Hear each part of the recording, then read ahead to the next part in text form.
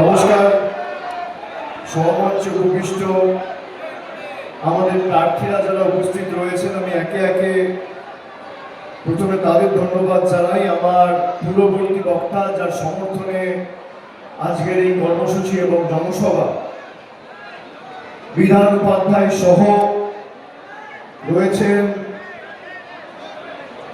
নরেন্দ্রনাথ চক্রবর্তী, পাণ্ডবেশ্বর বিধানসভার তৃণমূলের প্রার্থী, হরিরাম সিং রয়েছেন জামুরিয়ার জোড়াফুলের প্রার্থী, তৃণমূলের প্রার্থী রয়েছেন প্রদীপ মজুমদার, দুর্গাপুর পূর্ব বিধানসভা থেকে দলের প্রার্থী, কবি দত্ত আছেন দুর্গাপুর পশ্চিমের তৃণমূলের প্রার্থী, বর্ষিয়ার নেতা আসানসোল উত্তরের তৃণমূলের প্রার্থী মলয় ঘটক রয়েছেন, রানীগঞ্জ বিধানসভার দলের প্রার্থী জোড়াফুলের প্রার্থী কালোবরণ মণ্ডল সহ সম্মানীয় উজ্জ্বল চ্যাটার্জি, বি শিবদাসন দাসু, বিশ্বনাথ বাউরি, বিষ্ণুদেও মনিয়া, অসীমা চক্রবর্তী, পার্থ দেবাসী, অভিনব মুখার্জি, উৎপল রুইদাস সহ দলের জেলা শাখা সংগঠনের দায়িত্বে যারা রয়েছে, আমি সকলকে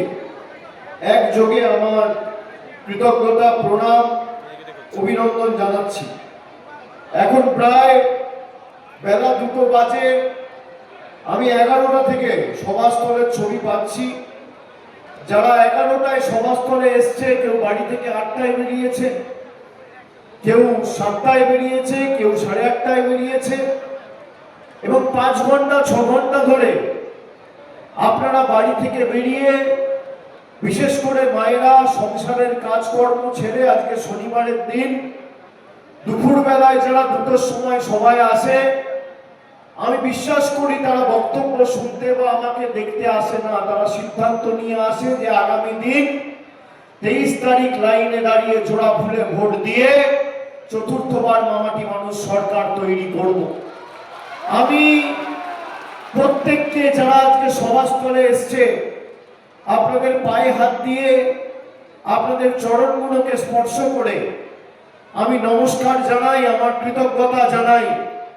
আপনারা যে ভালোবাসা আজকে আমাদের আবদ্ধ করেছেন, আমি বারাবণীবাসীর কাছে চিরকৃতজ্ঞ। আমাদের প্রার্থী এখানকার বিধানদার কোনো পরিচিতির প্রয়োজন নেই। আপনারা দীর্ঘদিন ধরে তাকে দেখেছেন, তার অফিস বা তার কার্যালয় অবারিত মানুষের দ্বার। তিনি 3বারের বিধায়ক এবং তার পিতৃদেব মানিক উপাধ্যায় বারাবণী থেকে 2001 সালে তৃণমূলের হয়ে জিতেছিলেন। বর্তমানে বিধানদা আসানসোল কর্পোরেশনের মেয়র হিসেবেও নিষ্ঠার সাথে গত 5 বছর ধরে দায়িত্ব সামলাচ্ছেন। 2021 সালে আমরা 23,457 ভোটে জিতেছিলাম। 2021 সালে আমরা 23,457 ভোটে জিতেছিলাম। 24-এর ফলের নিরিখে দেখতে গেলে 25,000-এর বেশি ব্যবধানে তৃণমূল এখান থেকে জিতেছে। আমার আবেদন যে এবার খালি বিধান উপাধ্যায়কে চতুর্থবার বিধায়ক করলে হবে না, এমন ভাবে জেতাতে হবে যারা গুন্ডামি মস্তানি করে ভারতীয় জনতা পার্টির জল্লাদগুলো মানুষকে বঞ্চিত নিপীড়িত করে রেখেছে। আগামী 100 বছর যেন এই বারাবণীর মাটিতে তারা প্রার্থী খুঁজে না পায়। 40,000-এর বেশি ব্যবধানে আপনারা বিধান উপাধ্যায়কে জেতান। এখানের মানুষ তাকে বিধায়ক কম, কেউ নিজের ভাই আর কেউ নিজের দাদা বলে ডাকে। 356 দিন বা বছরের যে কটা দিন রয়েছে, প্রতিদিন পাঁচগাছিয়া পার্টি অফিসে বসে দলমত নির্বিশেষে সকলের সুবিধা অসুবিধার কথা শোনেন, সাধ্যমতো সমাধান করেন।